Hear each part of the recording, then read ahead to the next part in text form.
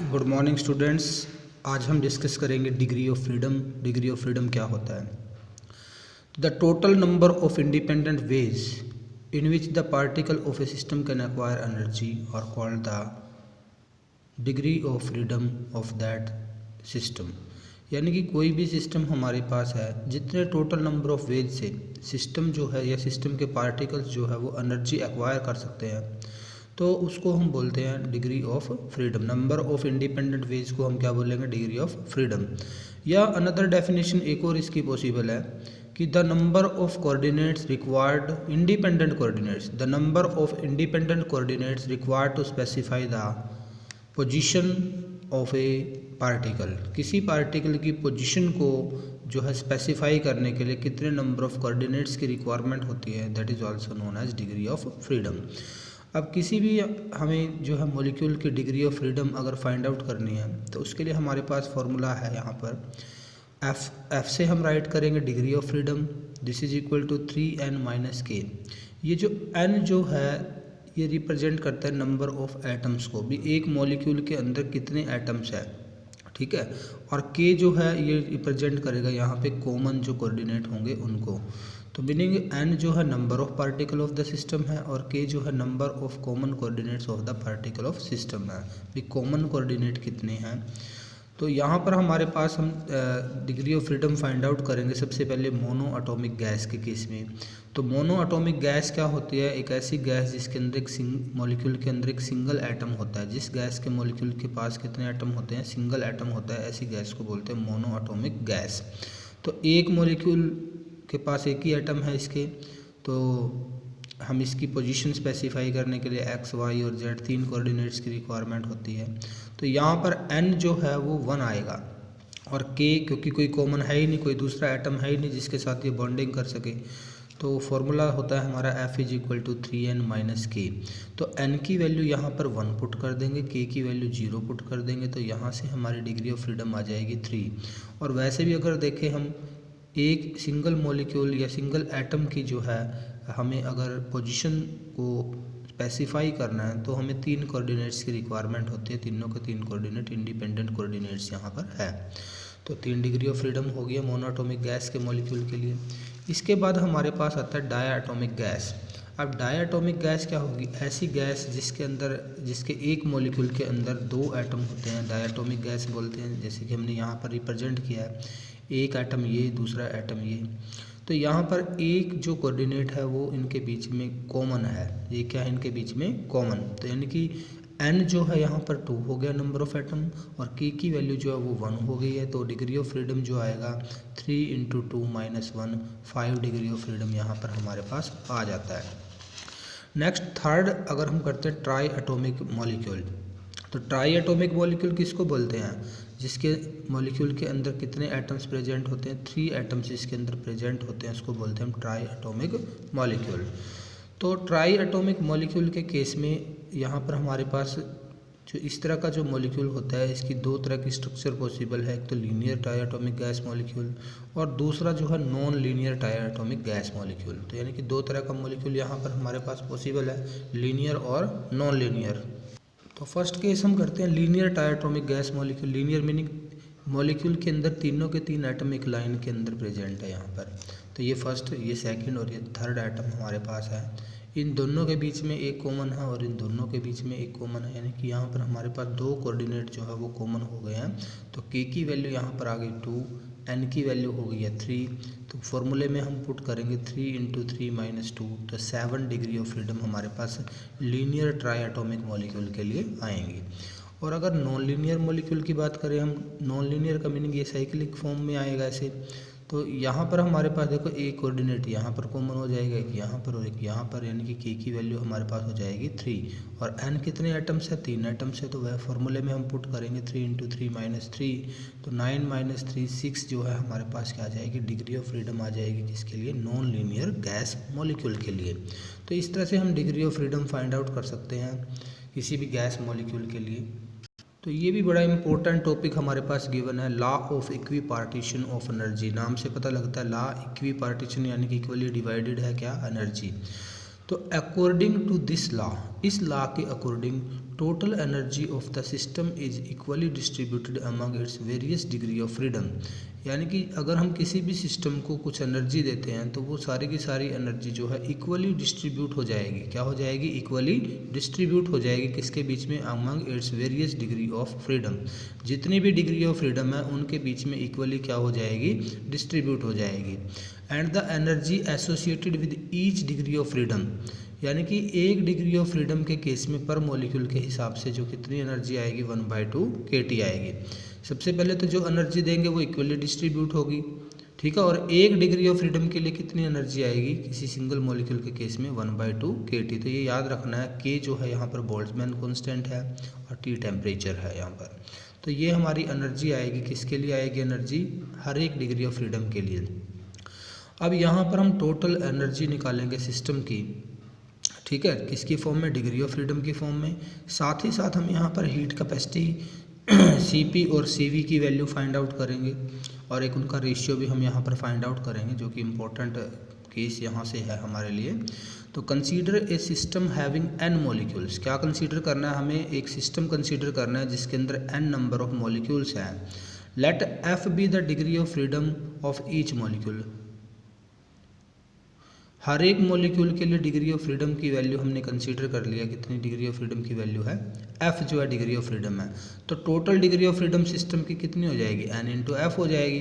यानी कि एक के लिए डिग्री ऑफ फ्रीडम f और n मॉलिक्यूल के लिए कितनी हो जाएगी? n इंटू एफ हो जाएगी।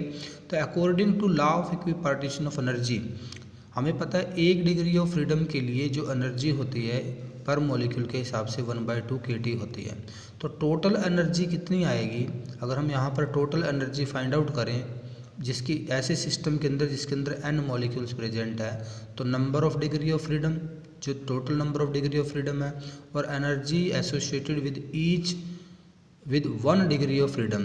तो एक डिग्री ऑफ फ्रीडम के लिए एनर्जी हमारे पास 1/2 kT है। टोटल डिग्री ऑफ फ्रीडम हमारी n मॉलिक्यूल के लिए n इंटू एफ हो जाएगी। तो टोटल एनर्जी हमारे पास क्या आ जाएगी? 1/2 NF kT। और n इंटू के, n इंटू के को लिख सकते हैं हम R। तो ये हमारे पास आ जाएगा, R होता है गैस कांस्टेंट, तो 1/2 FRT। ये हमारी क्या हो जाएगी यहाँ से जो है एनर्जी आ जाएगी टोटल। अगर हमें किसी भी मॉलिक्यूल की, किसी सिस्टम की एनर्जी फाइंड आउट करनी है जिसके अंदर n number of molecules present है। तो अब सबसे पहले हम निकालेंगे स्पेसिफिक हीट कैपेसिटी निकालेंगे।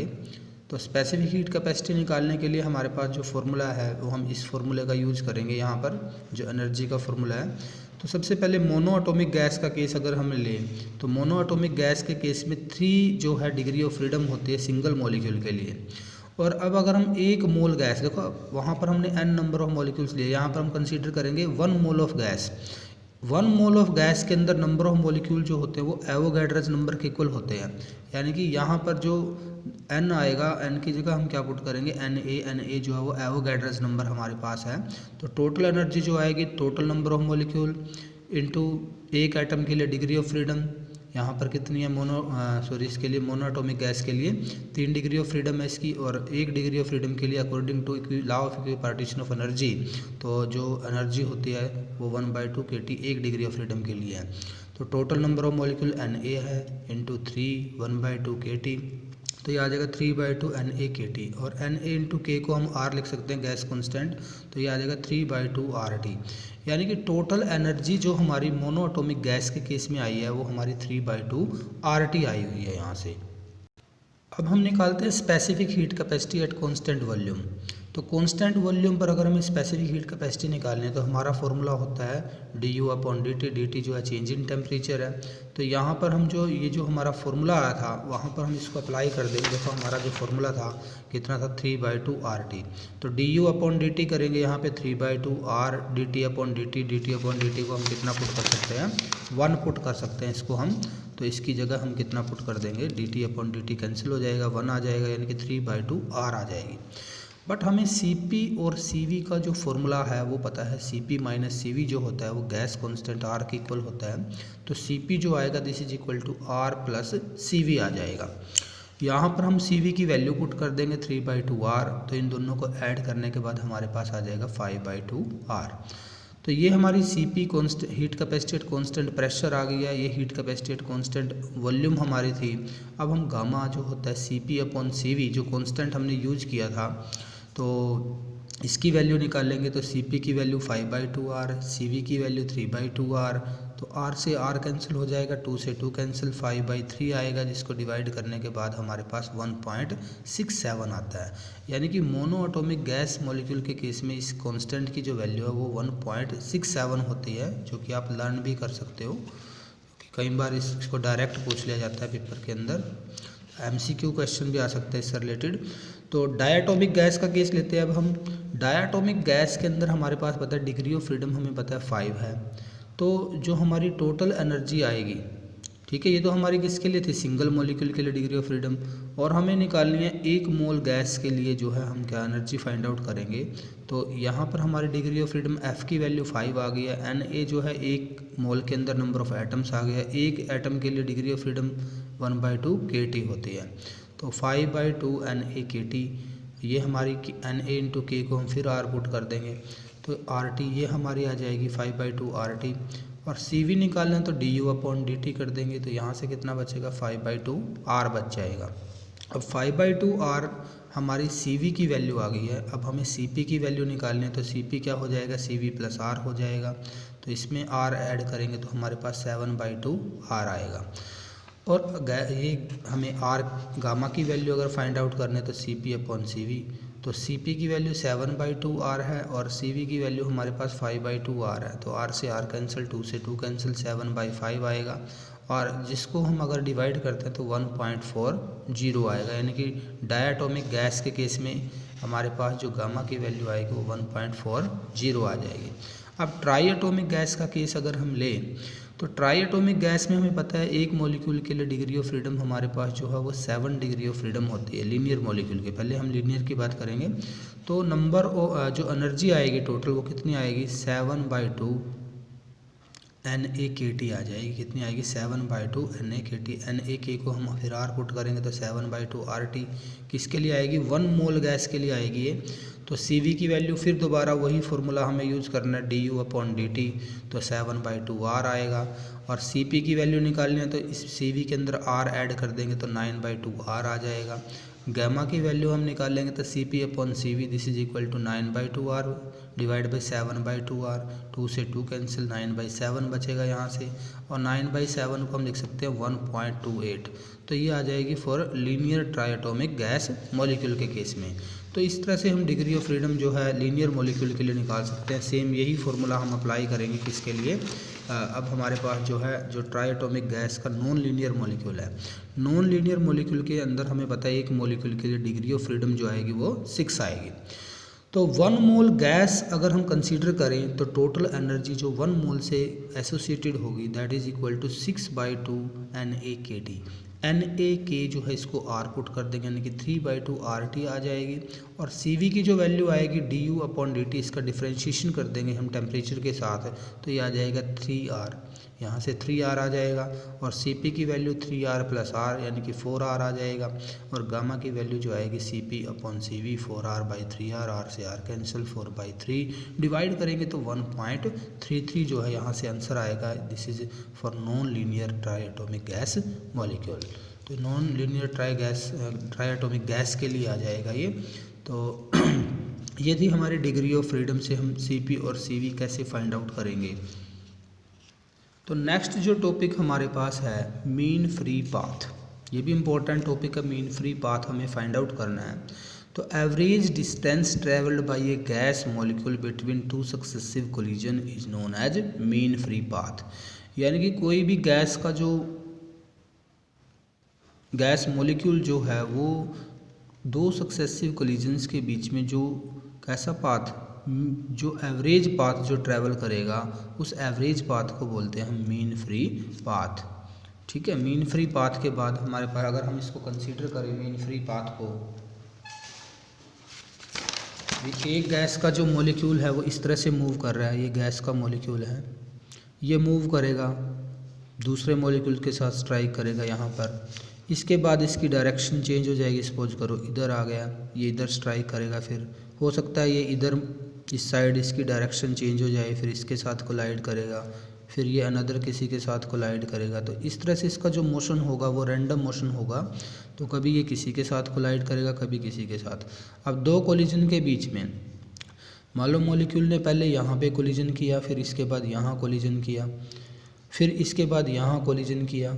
अगर इन सभी कोलिजन्स के बीच का मान लो ये डिस्टेंस λ1 है, ये λ2 है, ये λ3 है, ये λ4 है, ऐसी λn है, तो ये हमारे फ्री पाथ हो गए λ1 λ2 λ3। एक इसके बीच में किन्हीं भी दो सक्सेसिव कोलिजन के बीच में जो पाथ की लेंथ ट्रैवल की है।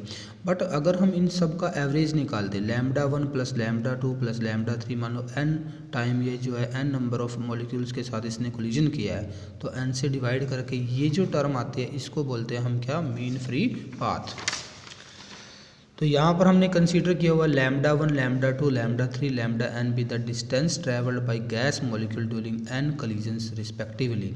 यानी कि जो फर्स्ट कोलिजन हुआ λ1, सेकंड कोलिजन λ2 डिस्टेंस ट्रैवल किया, थर्ड कोलिजन के लिए λ3 किया, ऐसे ही λn जो है डिस्टेंस जो है n नंबर ऑफ कोलिजन्स के अंदर जो है इसने गैस ने ट्रैवल किया। तो मीन फ्री पाथ क्या आएगा, इन सभी फ्री पाथ को हम जो है ऐड करके उसका क्या कर देंगे, यहाँ पर ये n आएगा, तो इनको हम क्या कर देंगे, n से डिवाइड कर देंगे। तो ये हमारा बेसिकली ये बेसिक फार्मूला हो गया हमारा लैम्ब्डा के लिए, मीन फ्री पाथ के लिए। तो अब हम एक्सप्रेशन डिराइव करेंगे। एक्सप्रेशन से पहले हमारे पास कुछ एजम्पशंस हैं, हम कुछ अज्यूम करके चलेंगे। तो सबसे पहले क्या अज्यूम करना है, फर्स्ट पॉइंट हमारा आता है the gas molecules are hard spheres each of diameter d।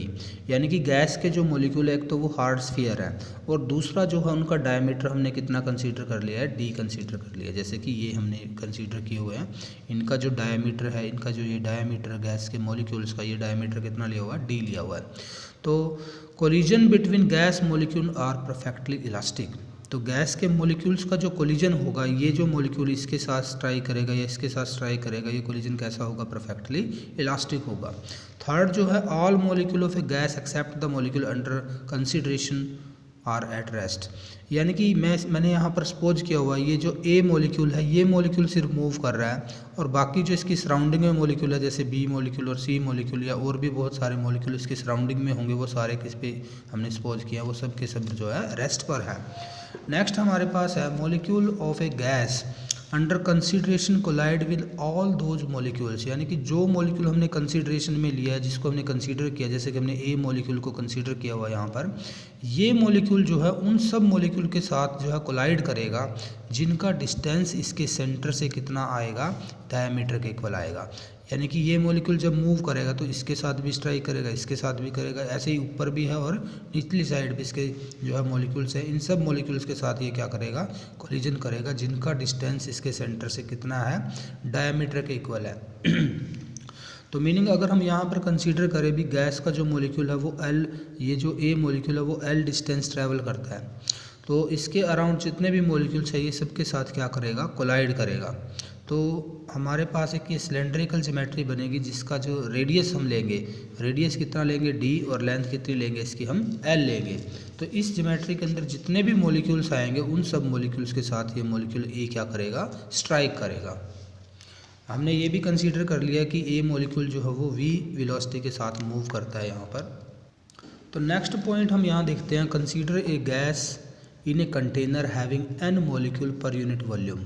हमने क्या कंसीडर कर लिया है अभी, यूनिट वॉल्यूम के अंदर गैस के कितने मॉलिक्यूल्स हैं, n मॉलिक्यूल्स हमने कंसीडर किए हैं गैस के, और d जो है वो हमने डायमीटर लिया है मॉलिक्यूल A का, जो कि डायग्राम में मैंने दिखाया आपको। मॉलिक्यूल A जो हमारे पास है, ये जो A मॉलिक्यूल है इसका हमने जो डायमीटर लिया है वो कितना लिया है, d डायमीटर लिया है, जो कि v वेलोसिटी के साथ क्या करता है, मूव करता है यहाँ पर।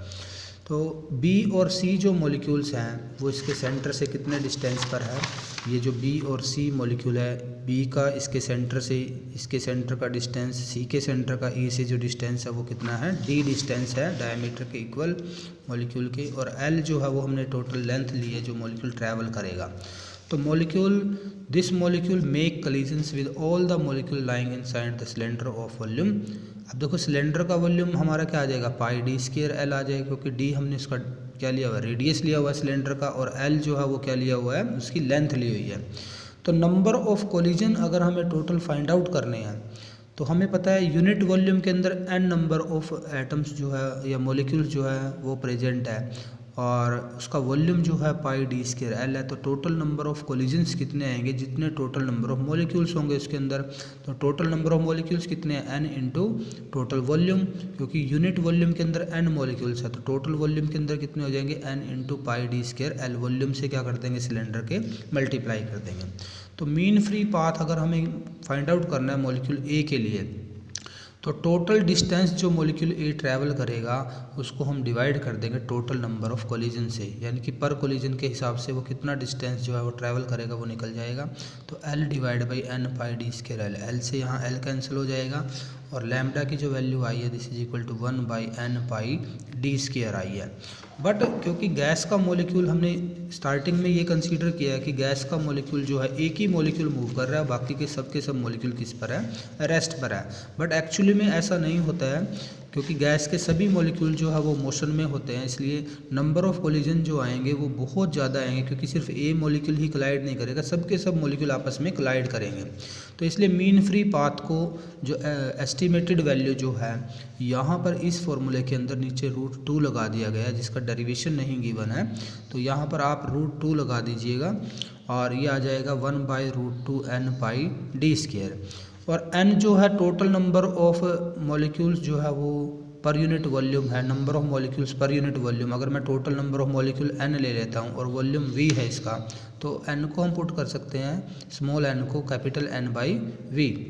तो यहाँ पर हम पुट कर देंगे इसको कैपिटल N बाई v, और हमें फॉर्मूला पता है p v is equal to n k t होता है। यहाँ पर पी वी जो आएगा p बाई, यहाँ पर हमारा पी वी जो है वो एन के टी होता है, और n बाई जो है हम क्या निकाल लेंगे, यहाँ से v की वैल्यू निकाल लेते हैं n बाई v, यानी कि इसको जो है v को हम उस साइड ले जाते हैं और kt को इधर ले आते हैं, तो ये आ जाएगा p डिवाइड बाई kt। तो ये भी हम यहाँ पर वैल्यू पुट कर सकते हैं। तो लैम्डा जो आएगा हमारे पास this is equal to kt divide by √2 pi D square p, यानी कि n बाई v की वैल्यू जो हम यहाँ से पुट कर देंगे गैस इक्वेशन से, तो हमारे पास लैम्डा मीन फ्री पाथ आ जाएगा kt divide by pi √2 pi D square rho. तो लैम्डा की वैल्यू जो है देखो किस पर डिपेंड कर रही है, t पर डिपेंड करेगी। ठीक है, टेम्परेचर जितना ज़्यादा होगा मीन फ्री पाथ उतना ज़्यादा होगा यहाँ पर, और साथ ही साथ प्रेशर पर भी डिपेंड करेगी, प्रेशर की क्या है ये इन्वर्सली प्रोपोर्शनल होगी। तो ये फैक्टर गिवन है। तो लैम्डा जो है directly proportional to temperature, absolute temperature आएगा, inversely proportional to pressure of gas आएगा, और inversely proportional to the square of diameter of the gas molecule आएगा। यानी कि गैस का मॉलिक्यूल जो हमने कंसीडर किया है उसके डायमीटर के स्क्वायर के क्या होगा, इन्वर्सली प्रोपोर्शनल होगा। तो ये 3 फैक्टर है जहाँ जिसके ऊपर जो मीन फ्री पाथ जो है वो डिपेंड करेगा। इसके बाद लास्ट छोटा सा टॉपिक एक और गिवन है, ब्राउनियन मोशन क्या होता है। तो ब्राउनियन, रॉबर्ट ब्राउन ने इसको जो है इन्वेंट किया था ब्राउनियन मोशन को। तो द रैंडम और zigzag motion of small particle of suspended in fluid is called Brownian motion. यानी कि जब कोई भी छोटा सा पार्टिकल होगा, अगर वो जैसे एयर के अंदर स्मोक का या डस्ट का पार्टिकल होता है, तो वो कभी इधर मूव करेगा, कभी इधर मूव करेगा, कभी इधर मूव करेगा, कभी इधर मूव करेगा। यानी कि कोलिजन्स के बाद उसका जो मोशन जो होता है वो कैसा मोशन होता है, कम्प्लीटली रैंडम मोशन होता है। तो ये जो रैंडम मोशन होगा पार्टिकल का, जो जिगजैग मोशन होता है किसके अंदर, फ्लूइड के अंदर, जिसके अंदर वो सस्पेंडेड होता है। तो जैसे एयर के अंदर स्मोक के पार्टिकल या डस्ट के पार्टिकल्स का मोशन है, जो कि आप रूम के अंदर देख सकते हो। जब रूम के अंदर लाइट आती है तो उस लाइट के अंदर आप देखते हो कुछ पार्टिकल इधर उधर घूमते रहते हैं, तो वो पार्टिकल्स का जो मोशन है वो मोशन कैसा है, ब्राउनियन मोशन होता है। तो irregular motion of smoke and dust particle in air, इस मोशन को क्या बोलते हैं हम, ब्राउनियन मोशन बोलते हैं। तो रीजन होता है जिगजैग मोशन का, जब कोई भी पार्टिकल जो है हम सस्पेंडेड होता है किसके अंदर, फ्लूइड के अंदर, तो उसके ऊपर अनबैलेंस्ड फोर्स लगता है। तो unbalanced force acting on the suspended molecule by large number of molecule of the fluid. तो फ्लूइड के बहुत सारे मॉलिक्यूल्स जो होते हैं वो जो है इसके ऊपर जो है फोर्स लगाते हैं, अनबैलेंस्ड फोर्स। क्योंकि अगर मान लो मैं एक पार्टिकल कंसीडर करता हूँ जिसकी इरेगुलर शेप है, और ये पार्टिकल जो है मान लो इरेगुलर शेप का कोई पार्टिकल है, कोई भी इरेगुलर शेप है, ये इसके अराउंड बहुत सारे फ्लूइड के पार्टिकल्स हैं। तो कहीं कहीं एक साइड पर हो सकता है नंबर ऑफ़ पार्टिकल ज़्यादा हो, एक साइड पे नंबर ऑफ़ पार्टिकल क्या हो, कम। तो जिस साइड पार्टिकल ज़्यादा है उधर से फोर्स ज़्यादा लगेगा, दूसरी तरफ से फोर्स क्या लगेगा, कम। तो अनबैलेंस्ड फोर्स की वजह से ये पार्टिकल जो है मूव कर जाएगा और इसका जो पाथ होगा वो कैसा होगा, जिगजैग पाथ होता है। तो ब्रोनियन मोशन जो होता है उसको कौन कौन से फैक्टर अफेक्ट करते हैं, तो ये फैक्टर्स हमें गिवन है। सबसे पहले हमारे पास आता है temperature of the medium. Brownian motion increases with increase in temperature, यानी कि टेम्परेचर को अगर इंक्रीज करेंगे तो ब्राउनियन मोशन क्या हो जाएगा, इंक्रीज हो जाता है। ऐसे ही viscosity of the medium, temperature increase करने से इंक्रीज हो रहा है Brownian motion. Viscosity of the medium, अगर हम क्या करते हैं, decreases with increase in viscosity of medium, अगर मीडियम की विस्कोसिटी को हम क्या कर दें, इंक्रीज कर दें, तो ब्राउनियन मोशन जो है वो डिक्रीज हो जाएगा। ऐसी डेंसिटी ऑफ मीडियम, अगर डेंसिटी को इंक्रीज करेंगे तो ब्राउनियन मोशन जो है वो हमारा क्या हो जाएगा, अगर डेंसिटी को हम डिक्रीज करते हैं तो ब्रोनियन मोशन इंक्रीज, लेकिन अगर डेंसिटी को हम क्या करते हैं, इंक्रीज, तो ब्रोनियन मोशन जो है वो डिक्रीज हो जाएगा। यानी कि डेंसिटी इंक्रीज करने से ब्रोनियन मोशन डिक्रीज होता है और डेंसिटी को, ठीक है, रिवर्स ऑर्डर होता है दोनों का एक दूसरे के साथ। तो ये था हमारा चैप्टर। ऐसे ही हमारे पास एक और एवोगैड्रोस नंबर भी गिवन है, जिसका आपको पता है एवोगैड्रोस नंबर क्या होता है। तो एक मोल के अंदर कितने नंबर ऑफ मॉलिक्यूल्स प्रेजेंट होते हैं उसको बोलते हैं हम एवोगैड्रोस नंबर। तो ये हम बार बार कर चुके हैं, एवोगैड्रोस नंबर क्या है। तो ये था हमारा चैप्टर, और कल जो है इस चैप्टर का हम लेंगे टेस्ट। ठीक है, थैंक यू वेरी मच।